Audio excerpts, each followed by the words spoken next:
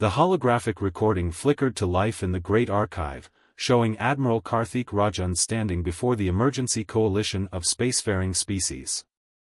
His scarred face reflected the harsh lighting of the chamber, where representatives of 17 advanced civilizations sat in terrified silence. The human's artificial arm, a testament to the recent battle of Proxima Centauri, gleamed dully as he addressed the assembly. "Distinguished representatives," he began, his voice carrying none of the exhaustion that lined his face, "I stand before you not as a conqueror, but as a warning." The Zorasian ambassador's crystalline form trembled slightly, sending ripples of light across the chamber. They had lost an entire battle fleet trying to contain what they dismissed as a primitive species. 3 months ago, your coalition launched what you termed a preventive pacification of Earth and its colonies. You believed that humanity's rapid expansion and unconventional technological development posed a threat to galactic stability. You weren't wrong about the threat. A grim smile crossed Rajan's face. You were wrong about everything else. The archive showed the subsequent display of battle footage that made several ambassadors physically ill. The human fleet, outnumbered 20 to 1, had turned the asteroid belt of Proxima Centauri into a weapon of mass destruction. They had deliberately collapsed a brown dwarf star to create a temporary wormhole, something the coalition scientists had deemed theoretically impossible. "We didn't start this war," Rajan continued, "but we learned to wage it in ways you never imagined. Your species evolved naturally over millions of years. Some of you were uplifted by precursor races. You all followed predictable paths of development. Humanity? We forced our own evolution. We didn't wait for natural selection or benevolent overlords. We saw our limitations and chose to overcome them." The recording showed tactical displays of human ships diving into gas giants to escape pursuit, using solar flares as weapon amplifiers, and converting their own vessels into antimatter bombs when cornered. Each maneuver defied conventional military doctrine. Your coalition expected us to fight according to the established rules of space warfare. But humanity never got that rulebook. We looked at space combat and asked, why not? Why not use a star as a weapon? Why not turn the laws of physics themselves against our enemies? While you perfect your existing strategies, we invent new ones in the middle of battle.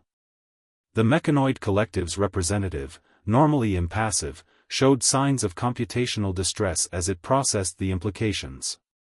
Its logic circuits struggled with the concept of a species that treated tactical doctrines as suggestions rather than laws.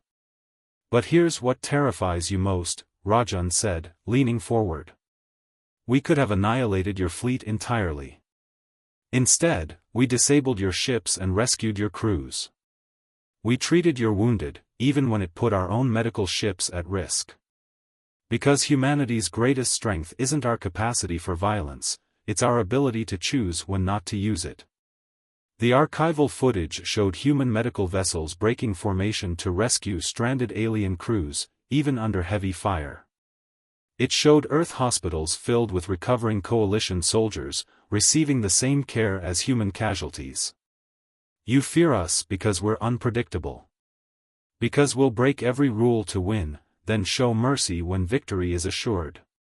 Because we'll sacrifice everything to protect our own, then extend the same protection to our former enemies.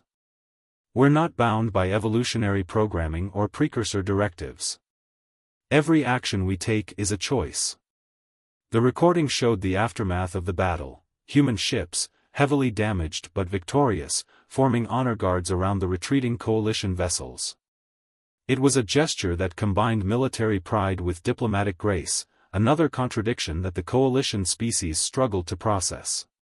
"So here's humanity's terms for peace," Rajan concluded. "We'll join your galactic council, but not as subordinates to be controlled.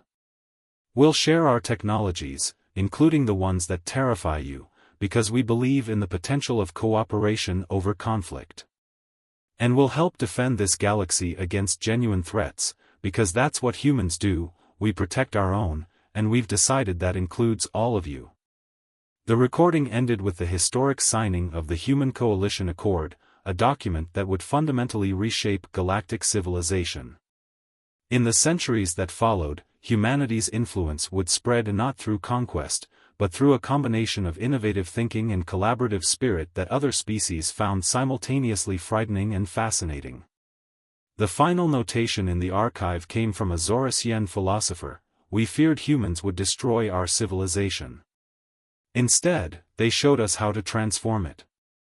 Perhaps that is the most terrifying thing of all, their ability to turn enemies into allies, and transform fear into hope. Archived by Senior Historian Vextal. Note: this document is required reading for all Galactic Diplomatic Corps trainees. I've spent the last 2 years studying what makes humans fundamentally different from other spacefaring species. My colleagues focus on their technology or their military tactics. I believe they're missing the point. The true source of humanity's power, and what makes them so terrifying to the galactic community, lies in their minds. Today's incident in my laboratory perfectly illustrates this. During a routine stress test, Lieutenant Priya Ranganathan demonstrated why humans are uniquely frightening. We subjected her to a standard fear response simulation, one used to train elite commandos across 17 species.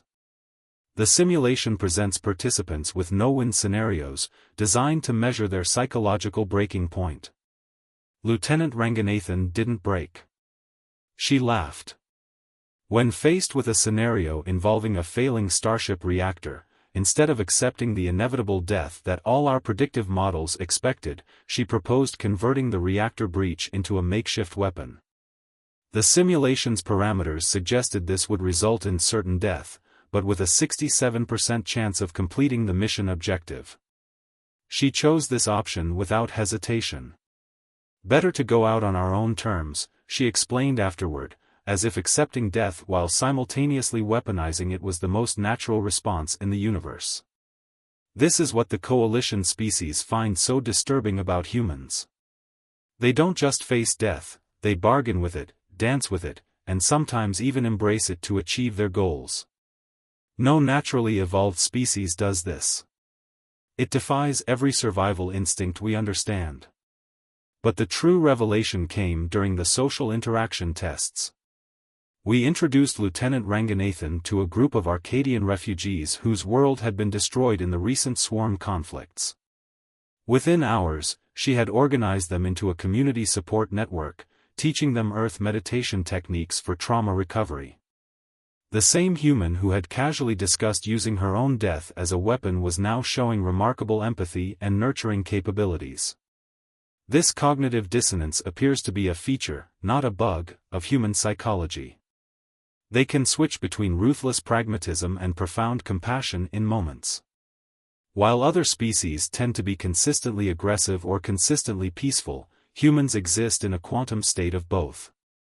The hive mind of Arcturus once described humans as processing uncertainty as a resource rather than a threat. They adapt to chaos not by trying to control it, but by becoming more chaotic than their environment. It's an approach that seems to violate fundamental principles of evolutionary psychology, yet it works. Their educational methods reflect this paradox. I observed a human training session where they deliberately introduced random failures into their equipment.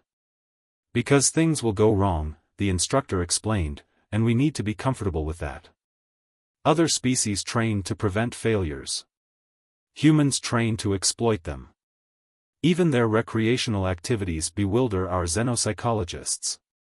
They deliberately seek out activities that trigger fear responses, calling it entertainment. They expose themselves to simulated dangers through what they call movies and video games, essentially practicing fear management as a hobby. Most disturbingly, they appear to be actively evolving their own psychology. Through various technological and biological augmentations, they're not waiting for natural selection to improve their mental capabilities. They're directing their own cognitive evolution, another concept that terrifies species who follow traditional developmental paths. The incident that best encapsulates human psychological uniqueness occurred during last month's diplomatic crisis. When the swarm threatened to attack Earth directly, the human representative, Ambassador Lakshmi Patel, responded with what she called a smile. This facial expression, I learned, can convey either friendship or predatory intent. The swarm, unable to process this deliberate ambiguity, actually retreated. My conclusion, which I know will disturb many in the council, is that we cannot predict human behavior because unpredictability is their evolutionary advantage. They've turned psychological flexibility into a weapon more powerful than any battleship. They can be our greatest allies or our worst nightmares, and their ability to be both simultaneously is what makes other species instinctively fear them. As one of my human colleagues noted, quoting their ancient literature, I am become death, destroyer of worlds. Then she made the smile expression and offered to share her lunch with me. I accepted, though I couldn't help noticing the meal included both nutrients and toxins. They call the toxic part spices, and consume it deliberately. Perhaps that's the perfect metaphor for humanity. They've made danger itself into nourishment. Personal addendum, I've submitted my resignation from the direct observation program. 3 months of studying human psychology has given me recurring episodes of what they call existential crises. They offered to teach me coping mechanisms, but their suggestion of just embracing the void was not as comforting as they intended. The battle that would become known as the Neptune Gambit began with what appeared to be a catastrophic failure of human military intelligence. The swarm arrived with 3 times the expected number of ships, their biomechanical vessels darkening the space around Neptune's orbit. By all conventional tactical analysis, Earth's outer defense line was doomed. I remember standing on the bridge of the INS Magellan, watching the swarm ships approach in their perfect hexagonal formation. Lieutenant Commander Raj Sharma, my tactical officer, was grinning. At the time, I thought the stress had broken him. I didn't realize he had already figured out what we were about to do. Sir, he said, remember that theoretical paper about Neptune's magnetic field that the science division marked as too dangerous to test? That's when I understood his grin. The swarm expected us to retreat to the inner system, to fortify around Mars or Earth.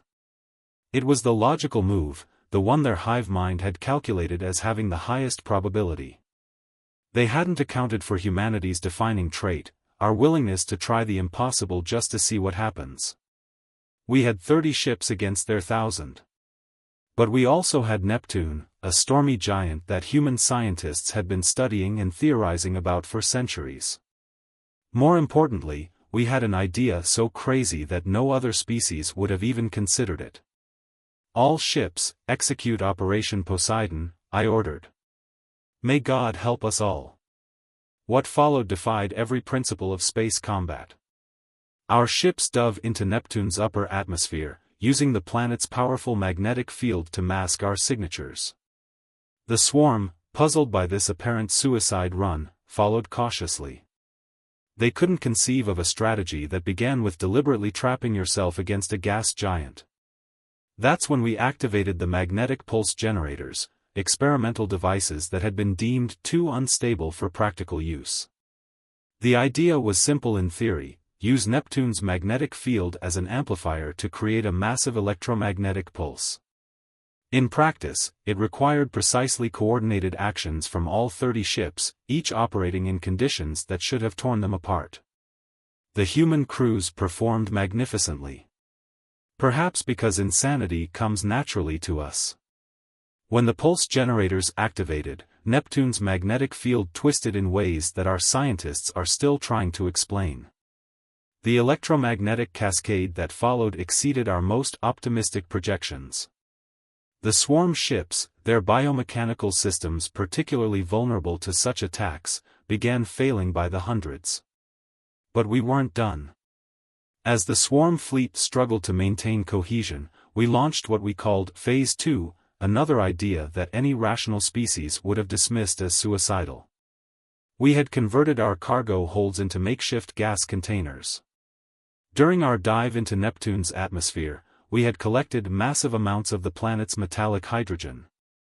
As the swarm ships reeled from the electromagnetic pulse, We released this pressurized gas in calculated patterns. Then we ignited it.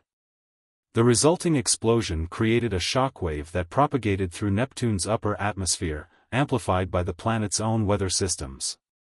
Our ships rode the wavefront like surfers on Earth's oceans, using the massive release of energy to slingshot ourselves into attack positions. The swarm, their formations shattered, their ships disabled or disoriented, never had a chance to recover. What followed wasn't so much a battle as a cleanup operation. In less than 6 hours, we had destroyed or disabled the entire swarm fleet. We lost 7 ships, a miracle considering we had expected to lose everything. The casualty reports showed 213 dead, 800 wounded. Every single one of them had volunteered for what they believed was a suicide mission. The aftermath proved almost as interesting as the battle. The Galactic Council's military observers were horrified not just by what we had done, but by the fact that we had even attempted it. The concept of deliberately weaponizing a gas giant's magnetic field had apparently never occurred to them. Our casual disregard for what they considered immutable laws of strategy disturbed them almost as much as our victory. But it was the rescue operations that truly confused them. Even as we celebrated our victory, our ships were picking up surviving swarm drones.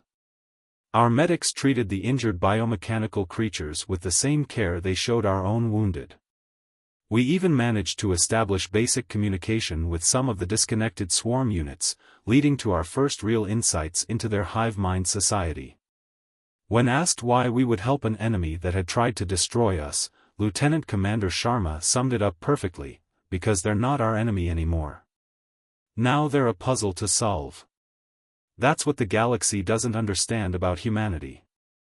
We can switch from existential violence to scientific curiosity in an instant.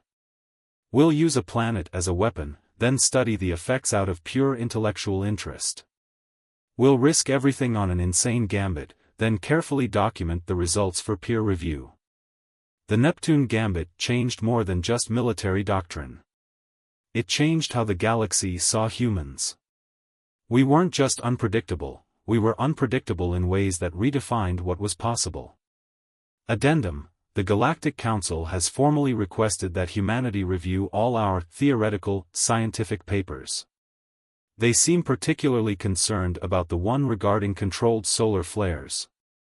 I've been advised to remind everyone that just because we can do something doesn't mean we should. Though, between us, those solar flare calculations look promising. End report. Today's lecture addresses the most puzzling aspect of human development: their self-directed evolution.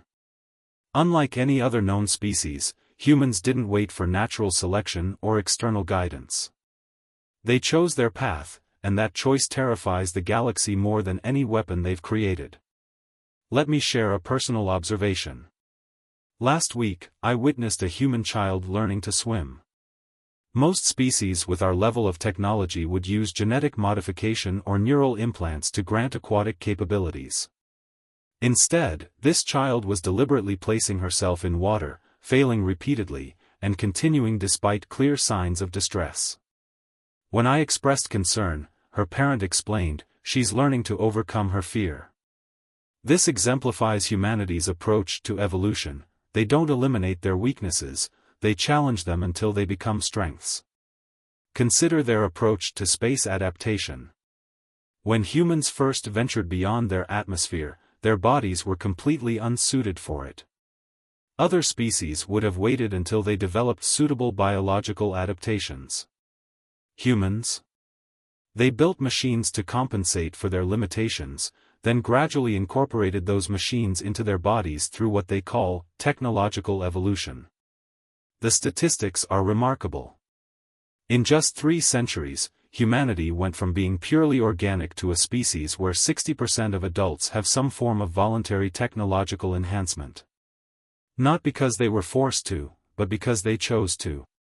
They saw their limitations not as fixed traits but as engineering challenges.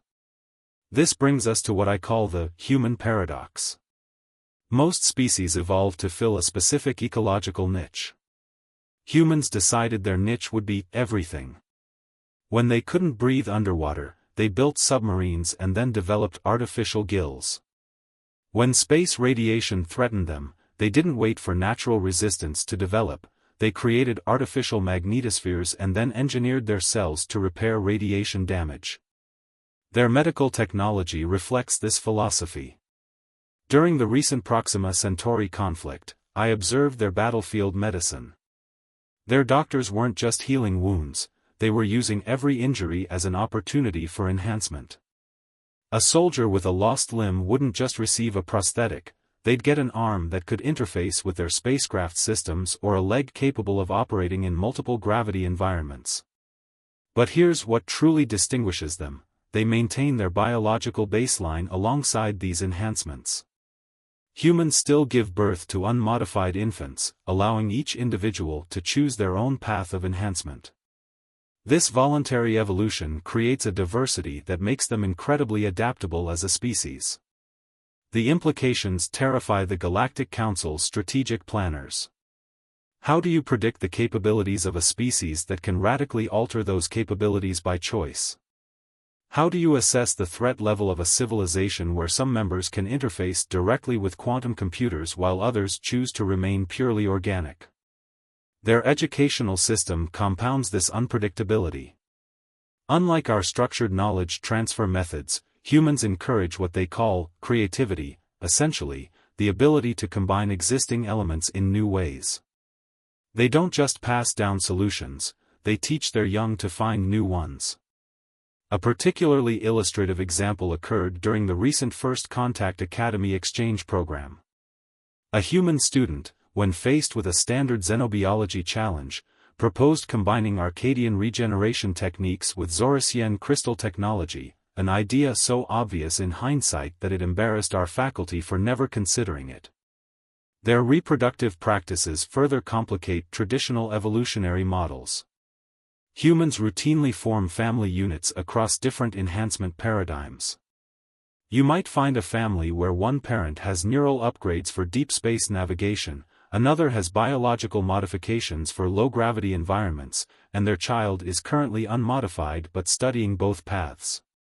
This leads to what I call the human enhancement paradox: the more they change themselves, the more they insist on preserving their essential humanity.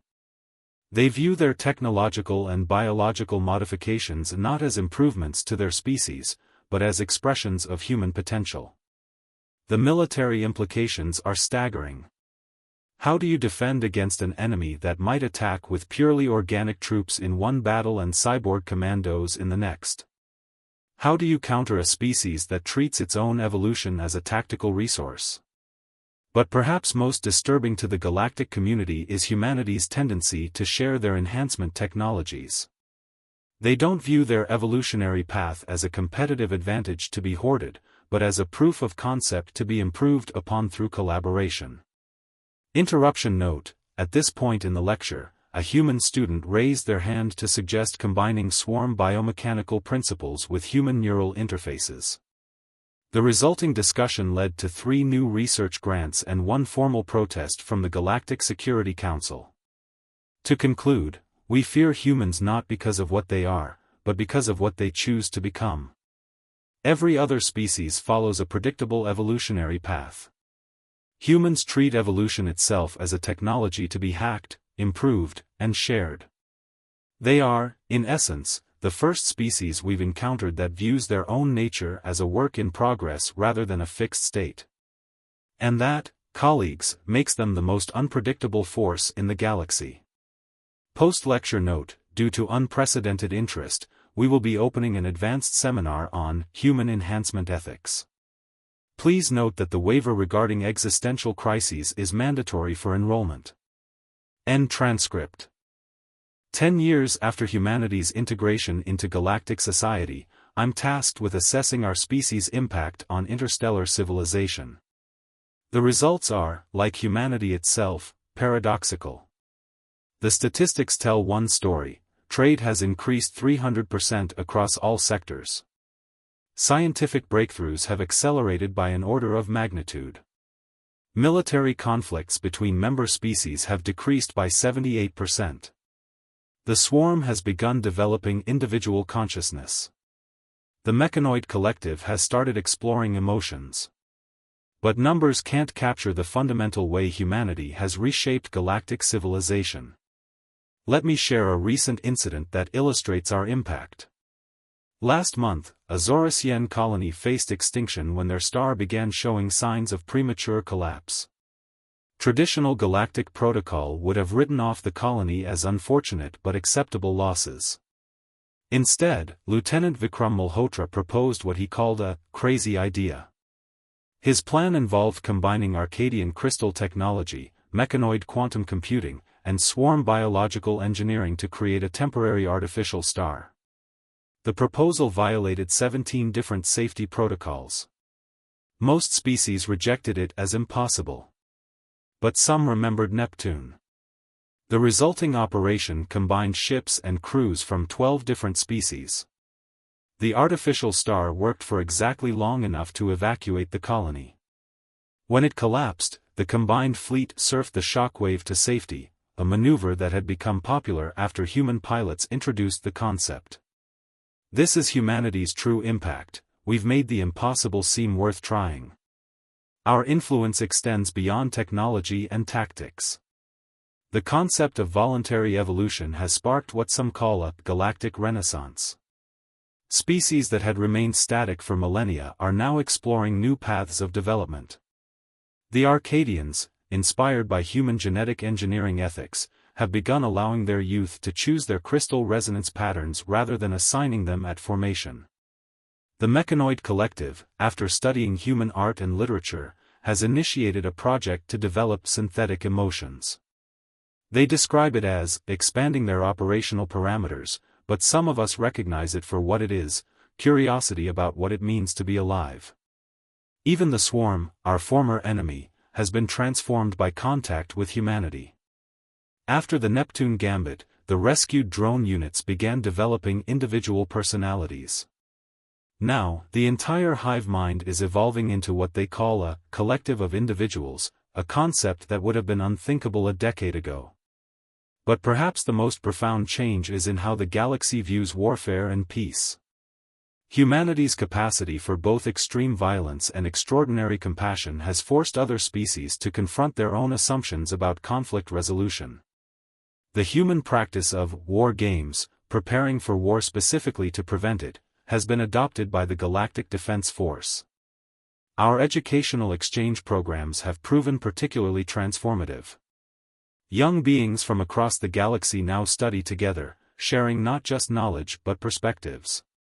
The human concept of brainstorming, deliberately proposing impossible ideas to find possible solutions, has become standard practice in galactic research institutions. There have been challenges, of course. Some species find humanity's rapid pace of change disturbing. The recent proposal to test directed solar flare technology caused several minor diplomatic incidents. Our habit of solving problems by creating controlled catastrophes continues to alarm conservative council members. Yet even our critics admit that the galaxy is more dynamic, more innovative, and paradoxically, more stable since humanity's arrival. We've shown that diversity isn't just about different species, but about embracing different approaches to existence itself. Yesterday, I watched a group of children at the new Galactic Academy on Mars. A human child was teaching a young Zorasian how to swim, while a mechanoid youth calculated wave patterns to help them, and a partially individualized swarm drone provided buoyancy. None of them saw anything unusual about this combination. To them, it was simply friends helping friends. That's the price of peace we've taught the galaxy to pay: the willingness to try the impossible, to risk failure, to combine the seemingly incompatible, and to face the unknown not with fear but with curiosity. Yes, the galaxy still fears humans. But it's no longer the fear of the unknown. It's the fear of realizing how much more is possible than anyone had imagined. And increasingly, it's a fear tinged with anticipation. As one Arcadian philosopher recently noted, humans taught us that fear can be a compass pointing toward growth rather than a wall enforcing limitations. Personal addendum: the Galactic Council has approved humanity's proposal for an Impossible Solutions Division, though they insist on calling it the Advanced Possibilities Research Department. Some compromises are worth making. The first project? Finding a way to stabilize solar flares for controlled stellar engineering. The galaxy has learned that when humans call something impossible, what they really mean is impossible so far. End report.